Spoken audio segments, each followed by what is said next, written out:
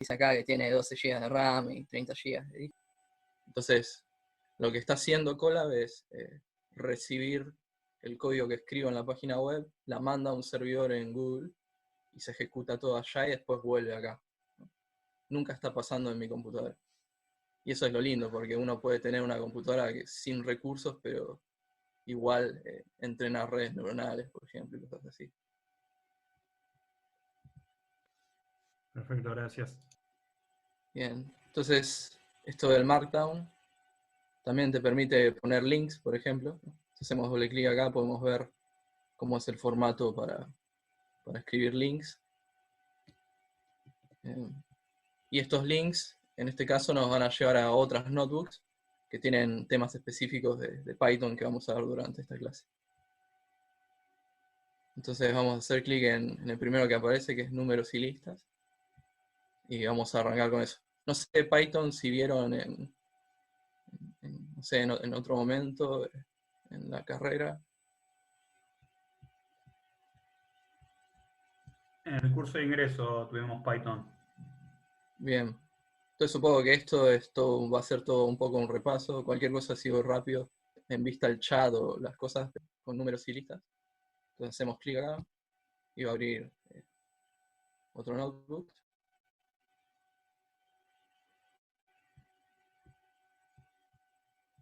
Entonces, bueno, Python tiene estos operadores matemáticos básicos. Entonces uno puede, bueno, antes de correr algo, siempre darle acá al abrir en modo de prueba para que nos deje justamente ejecutarlo. Entonces ahora sí, vamos a poder ir ejecutando. Podemos hacer, cuando ponemos como 2 asteriscos, es potencia, entonces sería 2 a la quinta potencia. Entonces corremos esto y bueno, acá daría la sensación, ¿no?, de que tenemos nos dieron una computadora muy lenta en Google, pero en realidad no es que está tardando en hacer la cuenta, sino que está tardando al servidor y es lento. Pero si uno después pone no sé, a hacer un bucle for que tiene un montón de iteraciones, seguramente sea más rápido hacerlo así que en la máquina de uno. Entonces, bueno, uno puede hacer divisiones entre dos números, división entera, ¿no? Y si usara este otro símbolo, el asterisco, el porcentaje, puedo saber el resto de eso, que bueno, también tiene que dar 1.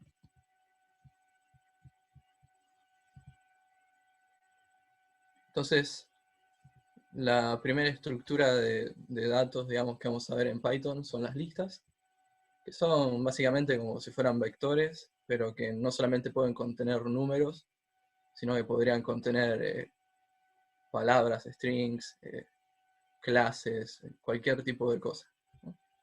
Entonces, ¿cómo hacemos para crear una lista? Bueno, usando corchetes, ¿no?, y poniendo los elementos, ¿no?, de la lista separados con coma. Entonces acá creamos una lista y la guardamos en esta variable li. Y después podemos imprimirla esa lista con print. Entonces, algo que puedo hacer con esta notación, ¿no?, el nombre que le asigna a la lista de la variable, y abro corchetes y pongo un índice. Y acá lo que haría es acceder al primer elemento. El primer elemento es el 0, a diferencia de otros lenguajes como MATLAB, que el primer elemento es 1 en vez de 0, o Fortran creo que también. En este caso, el primer elemento es el 0. Entonces acá me manda -5, que es el que aparece primero. Después acá el elemento 3, que en realidad es el cuarto elemento. 1, 2, 3, el cuarto, 1, 9. Y bueno, si yo me paso, ¿no?, de la cantidad de elementos que tiene la lista, me va a tirar un error, me va a decir que estoy fuera del rango de la lista. No solamente puedo ver qué elemento tiene una lista, sino asignarle un nuevo valor. Entonces ahora puedo agarrar el primer elemento y decir que valga -100. Entonces mi nueva lista va a ser esta, que va a tener el primer elemento de -100. Después uno puede hacer slicing, sería como rebanado. y decirle, bueno, quiero desde el primer elemento, desde el índice 1 hasta el 3, acá hay una trampita, es que el 1 se incluye, pero el 3 no.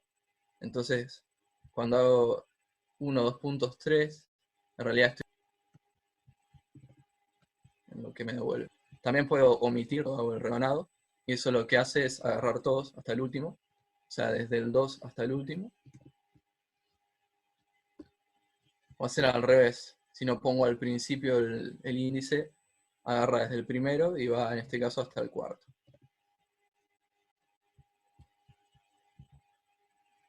Y uno puede también usar índices negativos. En caso de -1 significaría que arranca desde el último, ¿no? Es el 2. Si usara -3 sería el antepenúltimo, ¿no? Entonces agarra los 3 últimos. Y después uno puede usar algunas operaciones que uno diría, bueno, sumo, no sé, 2 listas, que imaginémonos que esta lista tiene el mismo largo que este, ¿no? Que el 7 no está.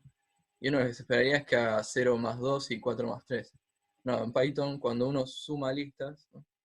El operador suma está como escrito, y la concateno con la multiplicación. No es que multiplica cada elemento, sino que lo que hace es repetirlo, en este caso 4 veces, y concatenarlo. Entonces me da esta lista.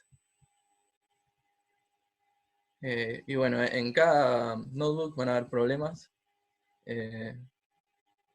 Voy a hacer el primero en general de cada uno y los demás se los dejo como para que los resuelvan en sus casas. Entonces el primer problema es construir una Una lista que tenga... consulta, Sí, ¿todo lo que editas acá en el Google Colab te queda personal de cada uno o es como... justo me hiciste acordar algo que no estoy grabando la clase. Así que gracias por la pregunta. Sí, Ya está puse. grabado. ¿Estás grabando? Joya. Sí. Gracias, menos mal. Entonces, volviendo a la pregunta, todo lo que haces en Colab se guarda en una copia en tu Google Drive, ¿no? Por las dudas, lo que conviene hacer es apretar acá, Copy to Drive, o poner guardar una copia en Drive.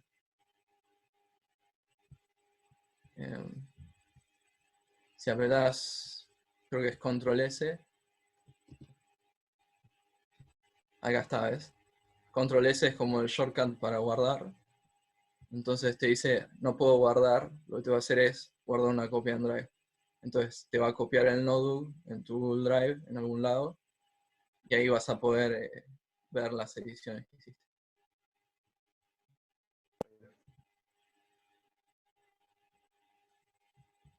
Entonces, volviendo al problema, hay que construir una lista que tenga 100 veces repetidos estos 3 números, -1, 0 y 1 en ese orden. Entonces, habíamos visto que el operador multiplicación en una lista lo que hace es repetir justamente esa lista las veces que le digamos, que pongamos en el multiplicador, el factor. Entonces, bueno, la manera de hacerlo es escribir esta lista, -1, 0, 1, y poner por 100, lo que va a hacer esto. Está justamente va a ocurrir un poco más bonito. Bueno, se ve horizontal ahora. Entonces ahí está 100 veces repetido la misma secuencia. De esta parte, ¿alguna duda tienen? Sigo.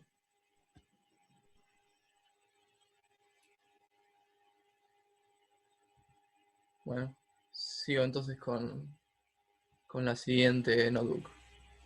Voy a ir cerrando las que tengo abiertas. Así ¿Ninguna que- duda? No, Nada. No.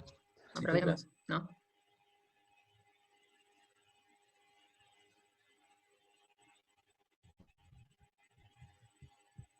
Bien.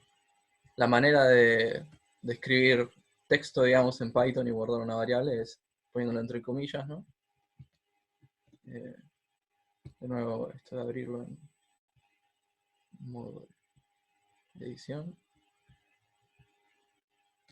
Voy a aceptar esto. Entonces puedo guardar en variables strings, pero hacíamos con cadena. Entonces, si por ejemplo sumo 3, la suma concatenarlo. Entonces justamente me devuelve estas dos cosas pegadas, como si fueran dos listas que las pego en este caso 3 veces. Si uso índices como en las listas, también va a agarrar en este caso el primer elemento, que sería el primer carácter, que es la B larga, ¿no? Y en este caso va a agarrar todos hasta el séptimo. Entonces bocadil en vez de bocadillo. Y así uno puede hacer las mismas operaciones que con las listas en las cadenas. Pero como decía, son tuplas, entonces uno no puede modificarlas. Entonces si quiero asignar un valor al segundo elemento, me va a decir que no se puede.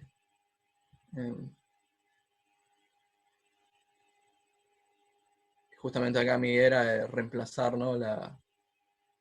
Sería la C por la C. Las cadenas tienen algunos específicos para trabajar en qué índice ocurre un determinado carácter o subcadena. Entonces cuando corro find, que es el que hace eso, me dice, ok, el string fruta, ¿no? Que era banano, tiene una O en el quinto índice, ¿no? Que es justamente lo que ocurre. 0, 1, 2, 3, 4, 5, es el último. Entonces de esa manera uno puede encontrar dónde ocurre dentro de una cadena un determinado carácter, por ejemplo. También uno puede cuántas veces ocurre un carácter. Y no solamente un carácter, sino que puede contar también, creo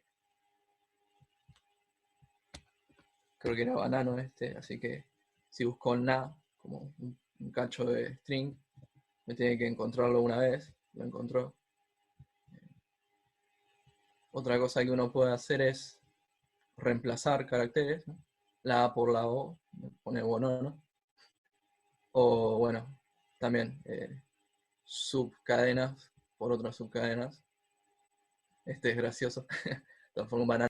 Después split, justamente busca una subcadena, que es la que le doy acá como argumento, adentro de esto, y me lo divide a partir de cuando aparece. Entonces en este caso, cuando uno no le pone nada, por default lo que hace es dividir por espacios en blanco. Entonces, yo borro esto. Esto lo que me va a devolver es hola, por un lado, hola, coma, por el otro mundo. Porque lo que me separó las dos cosas fue el espacio en blanco. Podría ahora dividir en vez de por espacio en blanco, por la U, ¿no? Y entonces me lo va a separar en hola M, N de O, ¿no? Me lo partió acá. Y justamente lo que te devuelve es una lista de cadenas a partir de una cadena. Y no solamente en dos partes, podría partirlo en más, ¿no? Por ejemplo, acá si separara por coma, me daría, pero ahí las cosas que están entre comas, ¿no?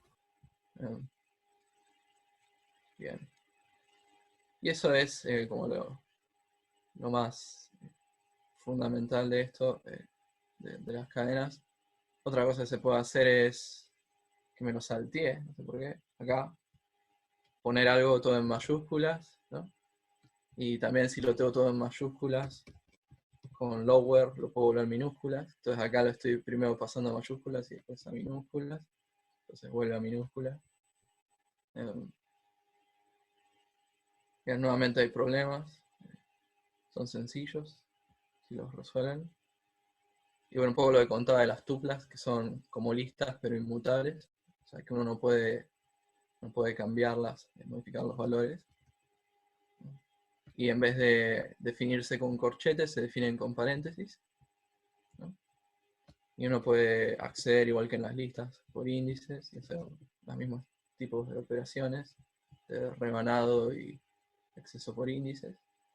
Pero bueno, igual que con las cadenas, uno no puede editarlos. Te dice un error.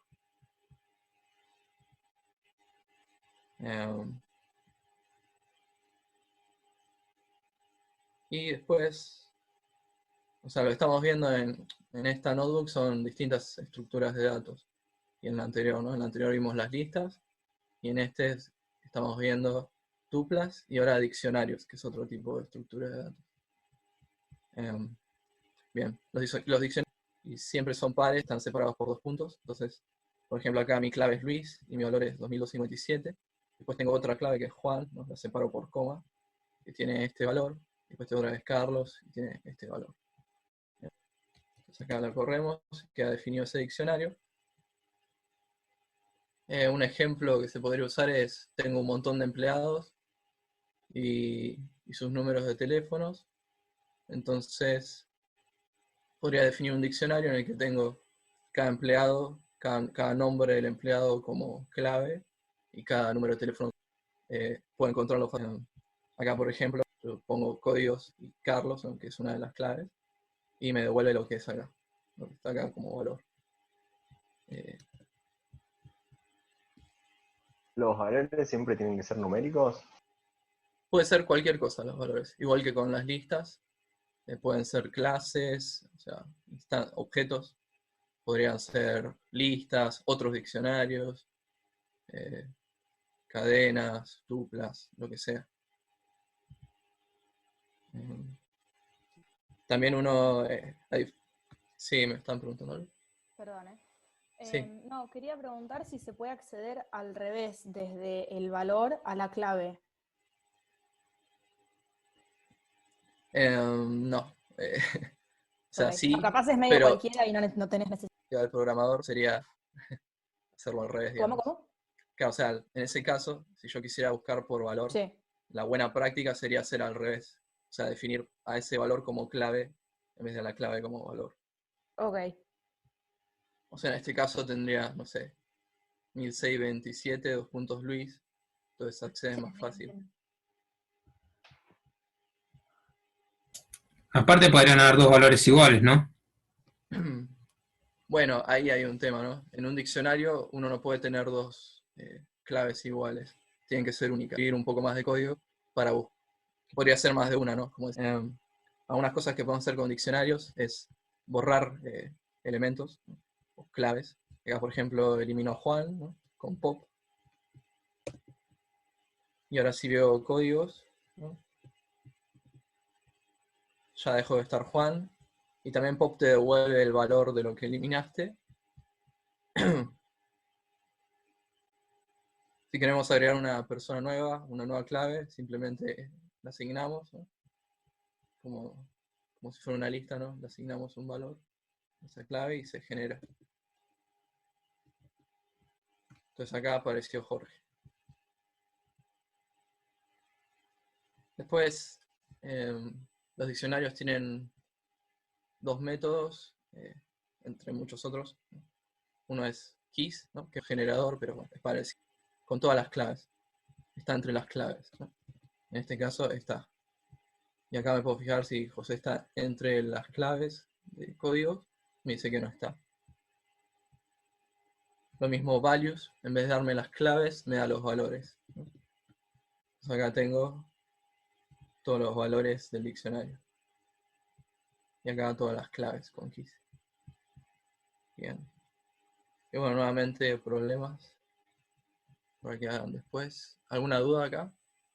Una pregunta, ¿el ítems qué te devolvía? Porque yo recuerdo que lo usaba, Sí, pero bien, buena las 2 pregunta. cosas. Sí, por ejemplo, todavía no lo vimos, lo vamos a ver después, pero se suele usar para hacer algo de este estilo.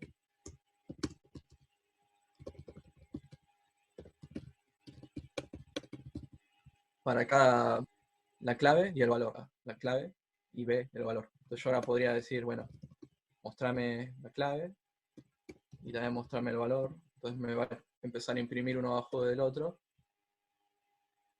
Luis, que era la clave, 2257, que era su valor, Carlos, que era la otra clave, valor, clave, valor. Es una forma de recorrer un diccionario, ¿no? Recorriendo claves y valores a la vez, básicamente. K y B son como Son obligatorios o nombres. puede ser cualquier par Le puedo de. poner cualquier nombre.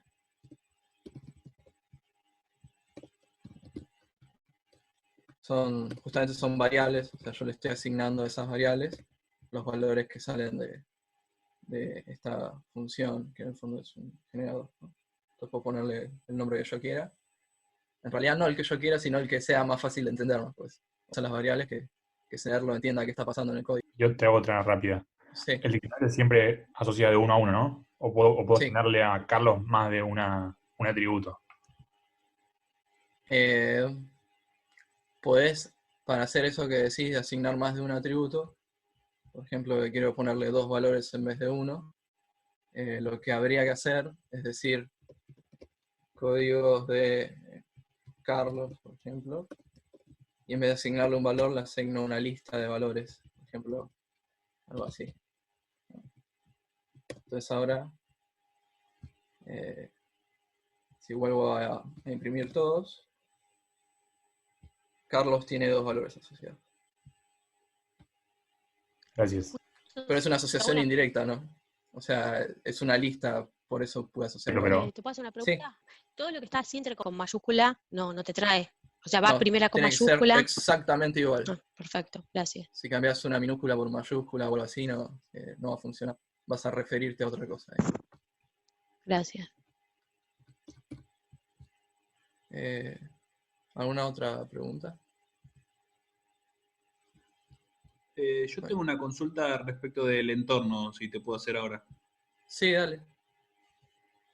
La pregunta es, digamos, ¿qué tan confortables tenemos que ponernos con el entorno y si podríamos hacer, digamos, las prácticas o los ejercicios prácticos o lo que sea en nuestra PC? Si bien entiendo, si estamos, digamos, cuando necesitemos usar Colab, si es que lo necesitamos por temas de forma. Sí, fíjate que si vas acá a archivos, ¿no?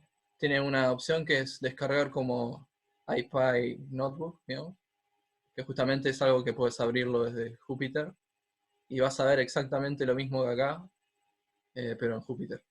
Y vas a poder correrlo en tu máquina y va a andar bien. Más que nada, ¿por qué usamos Colab en esta clase? Es porque lo que ocurre es que cada uno de ustedes va a tener una configuración distinta de su computadora. Algunos van a usar Linux, quizás otros usen Windows, Mac. Algunos quizás ya tienen librerías instaladas o versiones de Python. Entonces va a ocurrir, siempre ocurre, casi siempre, que a alguno no le va a funcionar el código por algún problema de versiones. Entonces para evitar las cosas que están instaladas todo va a andar bien. Pero sí, y ejecutarlo desde Jupyter, o puedes descargarlo en formato .py y sin usar Jupyter, usar Python, plano, digamos. Eso. No, gracias. ¿Alguien levantó la mano? Pablo Pérez. ¿Quiere preguntar algo?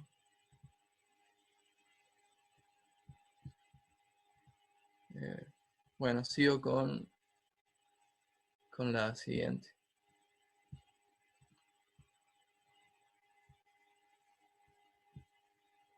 Funciones.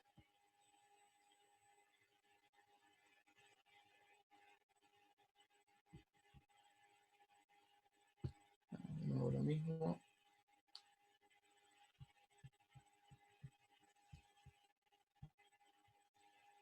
Bueno, más o menos supongo que saben lo que es una función. En el caso de Python se declaran, digamos, de esta manera. Primero pones def, después le das un nombre a esa función, y después entre paréntesis una lista de argumentos que son como las variables que toma. Uno tiene que poner un 2 puntos, arranca mi bloque, y a ese bloque, entonces todo lo que esté identado con 4 espacios va a estar adentro de la función, ¿no? En otros lenguajes uno pone, por ejemplo, creo que en C++ son llaves para delimitar el bloque de la función, o a veces ponen end o cosas así. Bueno, acá es todo con indentación. Puede o no devolver un valor. Si devuelve un valor, pones un return y el nombre de la variable que querés devolver. O si no pones return, no devuelve nada.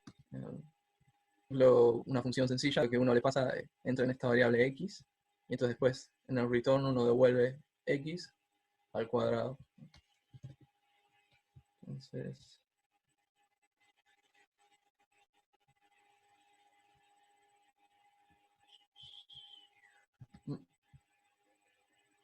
puede llegar a pasarles esto, que es como que, ok, abriste muchas cosas en Colab, mata algunas que no estés usando.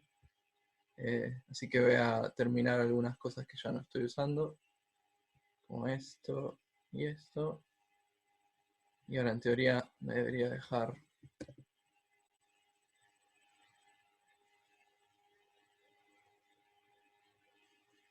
ahí me tiró algo raro y ahí está. Entonces ahora se definió la función acá y ahora yo puedo llamar a esa función, ¿no?, poniendo el nombre que le di, paréntesis y el valor que le quiero pasar. En este caso le paso 3, entonces me devuelve 9, que es 3 al cuadrado, ¿no? Y si le paso algo que a al cuadrado iba a decir todas las cadenas, me va a tirar un error.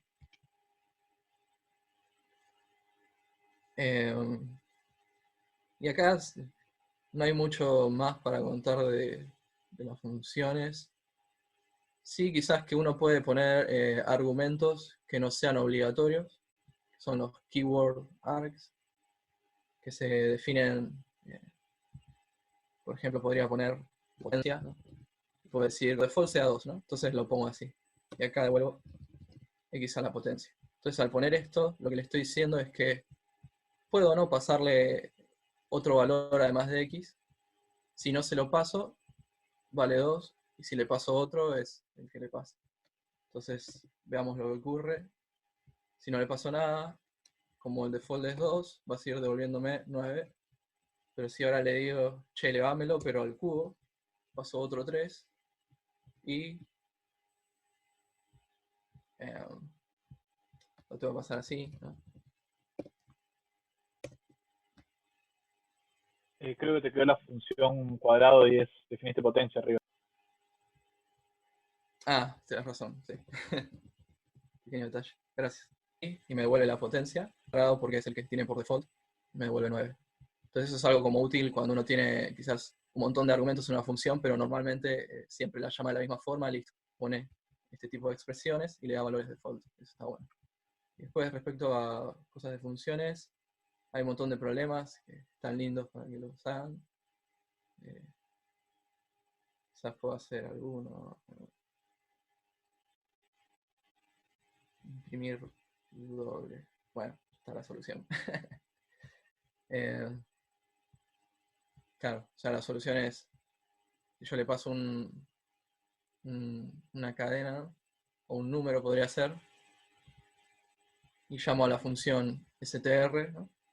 Lo que hace str es transformar lo que le pases a una cadena. Una cadena es un número, es un entero. Pero en esto, ya con comillas, porque ya es una cadena.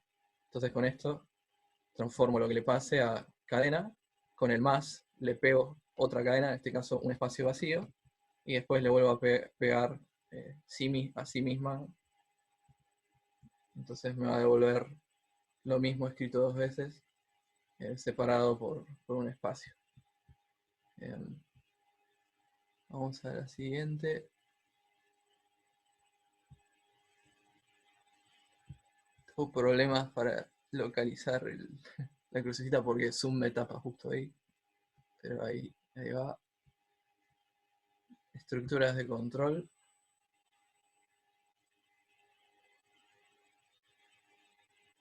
¿Se va entendiendo por ahora todo? ¿Claro? Sí. Sí, sí. Genial. Bien. Bueno, la estructura de control más común, quizás junto con el for, es el if. Por ejemplo, en este caso, que me dice y, entonces justamente voy evaluando si x es menor a y, 2 puntos, y como siempre que hay un bloque lo tengo que quitar. Si ocurre esa condición, bueno, hace esto, que es que imprime este mensaje. Siempre, al revés, esto es como si no y x es mayor a y, entonces imprime esto otro. Y si no, o sea, si no se cumple esto ni esto, ejecuta esto, que dice, ok, si no es mayor ni es menor, tienen que ser iguales. Entonces, si le paso 2 números, 2 y 5, me va a decir, ok, 2 es menor que 5. Porque se fijó justamente que de todas estas operaciones lógicas, la que se hace verdadera que es para chequear si dos cosas son iguales, si son distintas, si es menor, mayor. Hay unos cuantos, son bastante útiles de tenerlos en mente. Este es interesante, int te dice si un elemento pertenece a una lista. Por ejemplo, acá 3 no pertenece a esta lista, no hay ningún 3. Entonces me dice false, falso. Y acá en cambio sí, porque 3 está dentro de la lista. Y acá, por ejemplo, 2 no es igual a 5, entonces esto es falso. Pero como acá lo niego, se hace verdadero, ¿no? Bien. Hay problemas nuevamente. Pues viene el ciclo for. Que acá es quizás donde es un poco extraño, ¿no? Para la gente que quizás programa en C o en otros lenguajes. Es medio raro el ciclo for en paras la mano, es muy lindo. Uno generalmente, la sintaxis es para cada elemento, que lo voy a llamar X, dentro de esto, que es una lista, hago algo, ¿no? En este caso, para cada elemento de esta lista, que lo llamo X, lo multiplico por 2. Entonces, lo que va a hacer es ir iterando por cada elemento, 3, 3 por 2, 6, 9, 9 por 2, 18, 12 por 2, 24. Va a ir recorriendo todos los elementos de la lista y haciendo esto que está acá adentro. Y eso es básicamente como lo más importante de bucle for, que no es como en C, que uno a condición se deja de cumplir con listas. Algo para hacerlo al estilo C, uno puede usar esto que es range, que lo que te hace es justamente, te arma una lista, un generador, que en este caso va de 0 a 10, o sea, va a recorrer los primeros 10 elementos, ¿no? Podemos ver que justamente hace eso, si hacemos así. Hacemos range de 10 hacia secas, nos va a decir que es un elemento range, o sea, no sabemos qué está haciendo, pero si le decimos que me lo transforme en una lista, podemos ver que justamente está generando una lista que va del 0 al número que le pongo acá, sin incluirlo, ¿no? También podría decirle, por ejemplo, che, arrancame al 9 en vez del 0, o de 2 en 2, ¿no? O de cualquier valor en cualquier valor. Entonces acá va de a 2. Bueno, esto es lo que hice recién.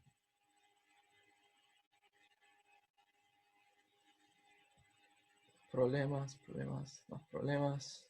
Bueno, después está el ciclo while, que se los voy a dejar para que lo lean porque al menos yo no lo uso muy seguido. En general me alcanza con el bucle for. Una Pero cosa la con el idea while, es... perdón. Sí. Perdón, sí. Sí. No, ¿qué vas a decir? No, que con el while es muy importante que inicializar e incrementar la Sí. variable, o Eso, decrementarla. O sea, eso es fundamental. Sí. Si uno no hace que es en un bucle infinito, porque mientras ejecutar, hasta que esto no deje de ser verdadero, esto se ejecuta. Entonces, si yo no hago esto, no aumento de 1 en 1, esto siempre vale 0, esto siempre se cumple, y lo que ocurre es que tengo un bucle infinito, nunca va a parar, se va a colgar. Lo podemos probar, es divertido.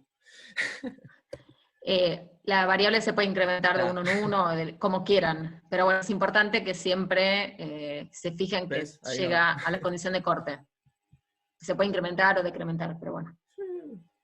Imprime, y hasta que no le diga que pare, no va a parar porque... A todos como lo básico de la programación. Bueno, después hay de notebook.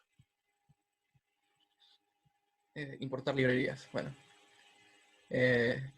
Y aprovecho esta notebook para explicar un poco por qué la gente usa tanto Python, por qué es que es tan popular entre los científicos, también entre la gente que enseña programación, y creo que hay varias razones. Creo que la primera es que te permite enfocar en qué querés hacer y no tanto en cómo lo tenés que escribir, porque medio como que uno programa en Python, ¿no? Y después lee el código y es muy parecido a pseudocódigo. Es casi que estás leyendo literalmente lo que está ocurriendo en el código. Y eso es bastante como elegante y lindo porque es como autodocumentado lo que ocurre en el código. Casi que no necesitas comentarlo porque uno no quiere perder en cuestiones de memoria, sino que uno quiere directamente resolver el problema que tiene que resolver con la menor cantidad de escritura de código posible. En ese sentido, Python está muy bueno. También es un lenguaje interpretado, entonces te permite no tener que compilar, y una vez que está compilado, ejecutarlo y ver qué te da, sino que uno puede medio interactivamente hacer estas cosas, por ejemplo, ejecutar celdas y ver los resultados, ¿no? On the fly. Bueno, está buenísimo.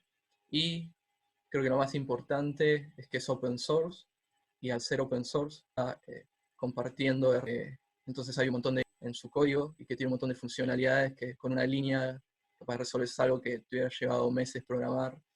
Entonces en ese sentido está buenísimo.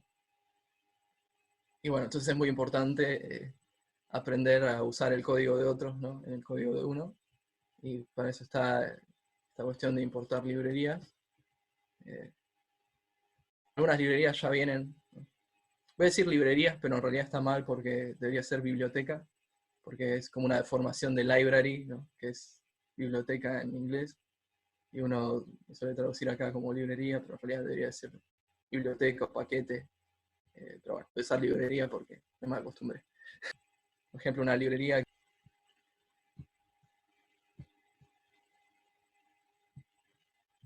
que viene ya incluida con Python es Math, ¿no? Todas las cuestiones matemáticas más básicas. Entonces uno puede poner import y el nombre de la librería, ¿no? Y la importa, se incluye en nuestro código. Y uno puede después poner esa librería que importó, seguida de un punto, y acceder a sus distintos métodos, variables o cosas que estén definidas adentro de este código, ¿no? En este caso uso, creo que es una variable pi que está en esta librería, y la muestro. Puedo usar la función coseno que viene en este código, no me tuve que poner a programar, que lo programó. Quizás tengo una librería que tiene millones de funciones y yo en realidad voy a usar una sola, entonces puedo usar esta sintaxis que me dice de esta librería, importame esto, ¿no? Entonces solamente de acá importé esto, pues está bueno. Y ahora puedo acceder sin tener que poner math.sin, directamente uso sin, me vuelve el seno de ese número. Puedo importar más de una cosa a la vez, ¿no? Usando coma. Puedo también cambiar el nombre de la librería al importarla, ¿no? O sea, el nombre que le pongo yo. O sea, que ahí, bueno, cuando use math, no quiero poner math punto y la función que sea, sino que quiero poner algo más corto, mt. La típica de esto es, las típicas que van a encontrar por ahí son import numpy asnp, ¿no? Import pandas aspd, más corto. Y después puedes importar también otra librería, ¿no? Y esta es otra que se suele importar, ¿no? Las tres, ¿no? Son como las que van a ver en todos lados cuando vean cosas de data science hechas en Python. Y después otra que no recomiendo mucho, que creo que no se recomienda tampoco en ningún lenguaje de programación, porque lo que hace esto es importarte todo lo que esté acá, y que los nombres que tiene eso que importaste quedan así accesibles. No tengo que poner math.coseno, sino que directamente pongo cos, ya está. Y así con cualquier función dentro de math. ¿Cuál es el problema? Que quizás tengo otras funciones, ¿no? Y que justo una tiene el mismo nombre que algo que importé y terminé pisándola, y cuando la llamo a otra que no era la que pensaba que quería llamar. Ocurren lo que son colisiones de nombres. Bueno, Igual eso sí lo uso, algo que... advertencia y como... pero sí, uno puede usarlo y por eso está disponible para usarlo, pero no se recomienda, pues normalmente uno usa más de una librería y no sabe tampoco los nombres de todas las funciones en las librerías que usa, y quizás ocurre esto.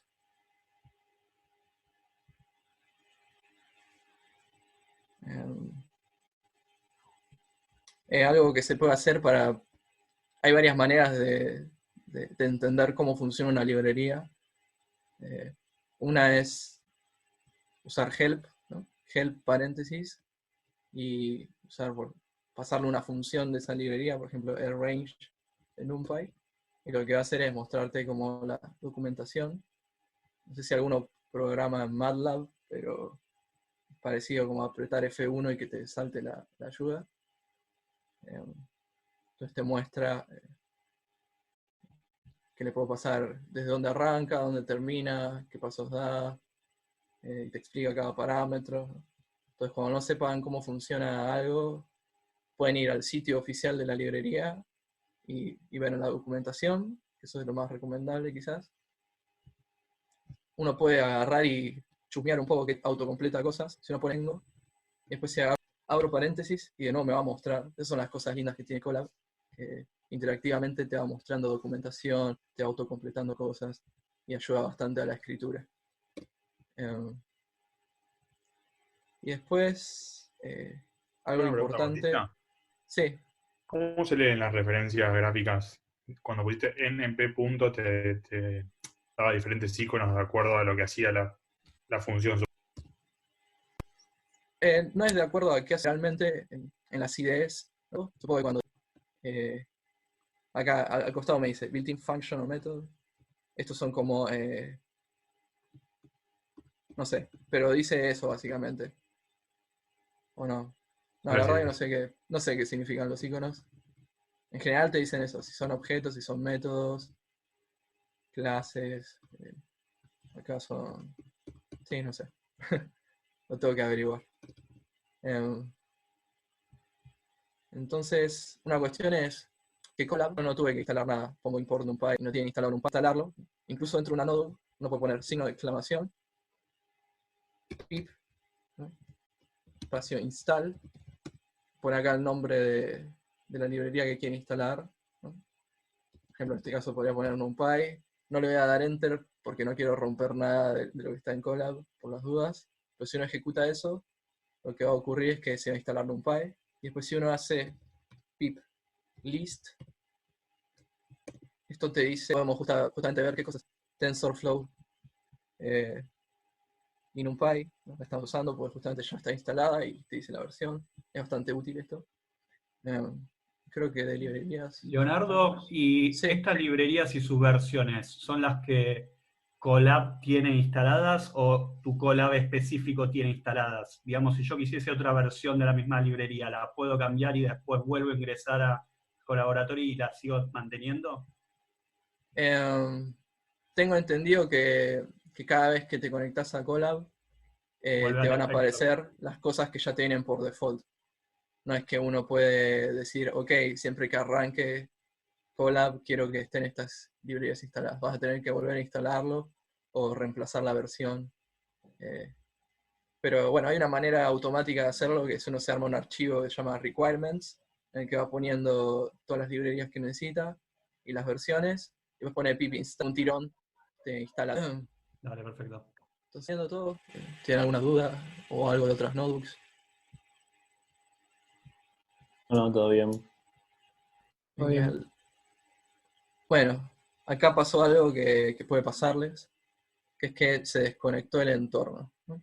Esto significa que, obviamente, nosotros estamos usando computadoras de Google, y si Google necesita liberar computadoras, las va a liberar para que otros la usen. Entonces lo que puede pasar es que ocurra esto, que se desconecte el entorno y tengan que volver a arrancarlo. Lo va a hacer automáticamente cuando quieran ejecutar una celda, les va a avisar. Entonces, si uno está corriendo un experimento o un código que tarda mucho tiempo en ejecutarse, la recomendación es ir guardando lo que se va generando en Google Drive, que más adelante vamos a ver bien cómo es todo el tema del manejo de archivos dentro de Colab. Pero es algo así, te lo dan de cuando uno está inactivo mucho tiempo, no hacía nada con ella, entonces luego dijo, ok, bueno, libero este recurso. Entonces, ahora vamos a ver algunas librerías. Creo que Pandas, más que nada, sí queda tiempo libre también para que Viviana pueda hacer los comentarios y puedan trabajar un poco en equipos. Así que vamos a ver un poco que creo que es la más importante, al menos para esta materia, que manejen.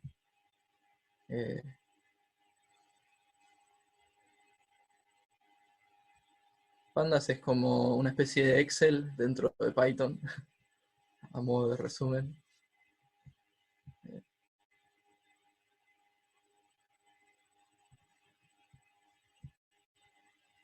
Y el principal elemento de Pandas es el data frame, ¿no? Bueno, primero uno tiene que importarlo, ¿no? Como habíamos visto. Import el paquete pandas, as. Bueno, lo más típico que se hace es ponerle PD de nombre, como una especie de iniciales, en los data frames, ¿no? Una manera es data frame, ¿no? Paréntesis, y le pasamos algo, ¿no? Que es como con lo que lo inicializamos. En este caso, lo que pasaba fue un diccionario, ¿no? Y como valores, listas con todos los elementos que van a ver en esa columna. Entonces acá tengo dos columnas, name, age, y tengo todos estos valores para cada columna. Entonces, cuando ejecuto esto,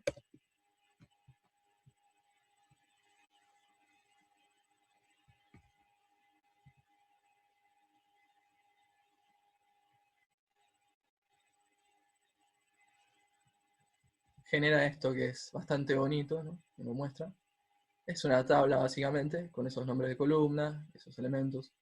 Uno puede poner cualquier cosa como elementos. Acá son cadenas y números, pero podría poner otras cosas. Podría poner listas. Lo más recomendable es evitar hacer esas chanchadas, ¿no? De poner, no sé, objetos acá, cosas así. Si se puede exportar un CSV, lo que sale de acá es lo ideal. Cuando no se puede exportar un CSV es porque hay cosas que no están del todo bien. Consulta ahí. Sí. Ahí. Claro, esto es un data frame, es pasándole un diccionario en el que cada clave es el nombre de una columna y los valores son los elementos, ¿no? De cada fila de esas columnas. Ahora podría, por ejemplo... Lo creas llamando la función dataFrame. Claro, esto. Acá en esta línea lo creo, ¿no? DataFrame, y le paso, entre paréntesis, ese diccionario. Podría agregarle otra columna. No sé. O cualquier nombre. Le pongo, tiene que tener la misma cantidad de valores, ¿no? Disculpa, no me quedó claro. No. Sí. La última línea. Ah, eso ahora lo vamos a explicar. Básicamente, en este caso no hace diferencia, pero si yo acá le pusiera 2, ¿no? Lo que por default creo que de no mostrarlo todo entero. Sí. Igual eso después lo vamos a ver en más detalle. Otra manera de inicializar un data frame es usando una lista de diccionarios, ¿no? En lo que cada uno de estos diccionarios sería una fila distinta. Las claves son la columna. Y bueno, los valores son los elementos que pongo. Entonces acá tengo la primera fila, que tiene nombre Ali, edad 32.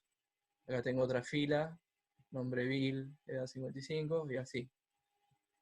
Entonces son dos formas distintas de armar data frames. Y acá viene la más linda de todas para armar data frames, que es leer un CSV, ¿no? Entonces la pregunta que debe pasarles por la cabeza es ¿cómo hago para subir un CSV a Colab? Entonces, esta parte básicamente orientada a resolver eso. Entonces, si vamos acá a la izquierda, bueno, por empezar podemos ver como una tabla de contenidos, ¿no? Al usar Markdown uno puede como ir estructurando el documento con títulos y puede ir viajando a las distintas secciones, ¿no? Rápidamente. Está bastante lindo eso. Después acá tiene algo que son como pedazos de código que uno normalmente usa, que está bueno para tenerlos a mano, ¿no? Y por último acá, uno puede ver como un explorador, ¿no? Como si fuera el Nautilus en Linux o el explorador de Windows, en el que uno tiene los archivos. Por default, Colab te incluye estos archivos como de ejemplo, que son bases de datos para hacer. Vamos a ver cómo hacer para... Una manera es, si tenemos ponerle un lugar de donde descargamos los datos, podemos pasar el link, ¿no? de ese archivo de descarga y llamar a wget, ¿no? que es un comando de Linux que justamente te descarga lo que esté acá. Entonces, si yo corro esto, siempre con el signo de exclamación cuando es un comando de Linux, para decirle, ok, esto no es código Python, es código para ejecutarlo en terminal. Entonces lo que hizo fue descargarme este CC. Ahora si refresco acá al costado, lo que va a ver es que justamente apareció acá, ¿no? Entonces esa es una manera de subirlo, descargándolo. Cuando es un archivo muy gigante y tienen el link, es mucho más rápido en general descargarlo directamente desde Colab, porque tienen conexiones rapidísimas en Google, a subirlo manualmente uno. Ejecutar acá, subir un archivo. Si lo están haciendo a la par, suban este llama alturas, pesos, midstream, checkpoint, que está entre los CSVs que le dije que descarguen, porque lo vamos a usar. Entonces ahora lo subo, está subiéndolo.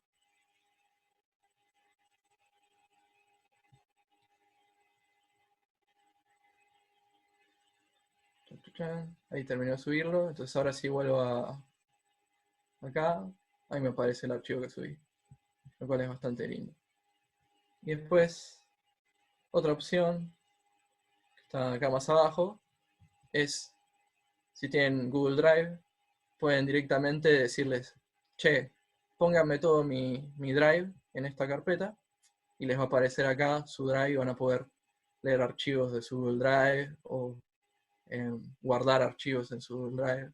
Acá está muy bueno para guardar resultados intermedios, por ejemplo, y que no se pierdan si justo se reinician. Entonces, una vez que, creo que ya vimos acá decir, la tendría que haber explicado primero, pero bueno, está bueno saber también que se puede hacer desde código. Entonces, una vez que tenemos nuestros archivos subidos, ¿no? Acá está por ejemplo el de Titanic, para abrirlos en un data frame, se usa esta función que es read CSV, le paso el nombre del archivo, Titanic CSV, y vamos a comentar primero esta línea, ¿no? Para hacer comentarios, uno puede usar numeral, así. Disculpa, una consulta. ¿Los archivos quedan después guardados en tu sesión y al reiniciarse permanecen después o quedan en la notebook, por así decirlo, o al reiniciarse la sesión y volver a iniciar deberías cargarlos de vuelta? Tenés que cargar, que te llevó tiempo generarlo, cuando es que monten que se reinicia el entorno, o se te corta la luz o lo que sea, queda guardado en algún lado y lo recuperás. Pues si no, cuando te desconectaste de esto, ya está, lo perdiste. Tenés que volver a generarlo o volver a subir los archivos. Llama esta función, ¿no? Y ahí no mostró nada, pero lo guardé en una llamada df2. Entonces acá puedo insertar una nueva celda de código y ver que tiene df2. Y df2 justamente tiene esto, ¿no? Ahora me muestra como todo junto. Bueno, no me muestra todos los valores, pero uno querría quizás mostrar los 10 primeros, entonces pone head paréntesis 10, y esto te muestra los 10 primeros valores, o uno quizás querría mostrar los últimos 10, entonces usa tail 10, y te muestra los 10 últimos. Otra cosa que podemos querer es, quizás tenemos un montonazo de columnas y no llegamos a verlas así tan bonito como acá. Puedo poner df2.columns y eso me va a dar la lista, ¿no?, de todas las columnas que hay. Bien. Siguiendo un poco, bueno, acá está lo que explicaba de head, tail. Después, esto es muy importante. ¿Cómo hacemos para seleccionar, para filtrar nuestros data frames? Bueno, la manera es usando operaciones lógicas, digamos. Por ejemplo, primero tendría que generar este data frame de alturas. Para eso corro esta celda que me lee este CSV que había subido antes. Ahora tengo en df alturas el CSV leído. Entonces ahora puedo decir df alturas, ¿no?, para acceder a una columna de esto, pongo corchetes, el nombre de la columna, por ejemplo, género. Entonces ahora, si ejecuto esto, voy a tener para cada fila, digamos, de la tabla, cuál es el género. Y ahora podría, por ejemplo, preguntarle si el género es mujer. Entonces ahora me va a decir para cada uno si es o no es, ¿no? True, false, false, true. Y después con esto mismo, ¿no? Con los true y false, uno puede, del mismo data, filtrando el data frame y dejando solamente a los que cumplen esta condición, que el género es mujer. Entonces tengo solamente un data frame con mujeres. Puedo combinar operaciones lógicas, ¿no? Puedo pedir que no solamente sean las que cumplen que el género es mujer, sino que también las que la altura es mayor a 170. Puedo mostrar los 5 primeros con este head. Entonces acá vemos que justamente todas miden más de 170. Si ven acá, al leer el CSV como que importó una columna sin nombre, es medio como que no sirve. Quizás queremos deshacernos de esa columna, podemos usar este método que se llama drop, le decimos el nombre, ¿no? Y con axis le decimos, cuando axis es 1, le decimos es una columna, y si axis es 0, es una fila lo que tiramos. Entonces acá vamos a tirar una columna con este nombre, y ahí está, desapareció. Y bueno, si no pongo axis, por default es 0, que es fila, entonces le digo, che, tirame el segundo elemento del data frame, y acá desapareció el 2. Solo tengo 0, 1 y salté a 3, 4. ¿Qué otras cosas podemos hacer? Podemos reordenar las columnas, ¿no? Simplemente accedemos a ellas, ¿no? Con una lista de las columnas en el orden que queremos, y ahora las tenemos en este orden. Otras cosas que podemos hacer es... ¿Van bien por ahora? Sí. Sí. Cosa, Bien. perdón, aprovecho que Sí. paraste un segundo. Bueno, perdón antes, pero tuve problemas de conectividad, se me colgó la máquina, porque decidimos que el jueves el repaso de la teórica y todo esto, y hacer alguna pregunta si que les urja. ¿Alguno tiene alguna pregunta así que le...? Sí, una consulta. Sí, perdón. ¿Hay algún lugar donde podamos, así más o menos para pispear qué se va a dar de teoría la clase que viene, por ejemplo, como un programa o algo así? Sí, vamos a hablar, en la clase que viene vamos a hablar sobre datos, vamos a hablar sobre y temas éticos, de cosas para leer, pero bueno, estábamos tratando de subir, estamos esperando unas respuestas para eso, pero si no lo subiremos de otra manera. ¿Alguna otra pregunta? Perdón, Leo, no era la idea interrumpir, solo No, quería no hay avisar drama. eso para que... Porque Una nunca pregunta. expliqué eso. Sí. ¿Va a haber clase teórica grabada de hoy también? No, de hoy no hay clase teórica, hoy es práctica. La idea de hoy era hacer un repasito y hacerles unas preguntas de lo que habíamos hablado lo que había hablado en los videos pasados. Pero bueno, no grabar las clases y no necesariamente darlas online, estábamos teórica. Perfecto. Y después ya les quedan videos de teórica. ¿Alguna otra cosa? Yo, ¿qué tal? Perdón, ¿Qué tal? ahora entonces me quedó la duda. Yo entendí que hoy teníamos la práctica, pero además entendí que, como igual que la semana pasada, nos tocaba mirar los videos de la teórica, de lo que sería la clase 2, no, entonces. No, la clase 2, o sea, la clase de hoy es solo práctica. O sea, teníamos esa idea de hacer un repasito de la clase anterior, sí, pero es solo práctica. Ok, está bien. La próxima va a ser teórica y creemos que no práctica, pero de paso, Leo, descansa un poco. ¿Ninguna otra duda? Bueno, después les avisamos por mail cómo seguimos, pero en principio la clase que viene el próximo jueves tendríamos estos 20 minutos, algo así, de repaso de la clase anterior teórica y algunas preguntas que les voy a hacer para que piensen en grupo, y después tendrían videos grabados, pero después les comentamos bien por mail. Lo dejo a Leo.